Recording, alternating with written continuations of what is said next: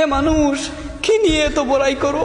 তোমাকে কবরে রাখার 3 দিন পরে তোমার নখগুলো খসে পড়ে যাবে, 4 দিন পর তোমার চুলগুলো এবং পশমগুলো ঝরে পড়ে যাবে, তোমাকে কবরে রাখার 5 দিন পর তোমার মগজগুলো পানি হয়ে বের হয়ে আসবে, তোমাকে কবরে রাখার 6 দিন পর তোমার পেটের ভিতরে সব তোমার নাক আর কান দিয়ে বের হয়ে আসবে, তোমাকে কবরে রাখার 60 দিন পর তোমার হাড়গুলো থেকে তোমার মাংসগুলো খসে পড়ে যাবে। অথচ তুমি কিসের বড়াই করো, কিসের এত অহংকার করো, কি নিয়ে তুমি এত মারামারি হানাহানি করো? হে যুবক, আল্লাহর পথে ফিরে আসো, আল্লাহর পথে ফিরে আসো। ইন্নী যাহিবুনা ইলা রাব্বিস সাইয়্যিদিন, আমি চললাম আমার রবের পথে, তিনি আমাকে পথ দেখাবেন।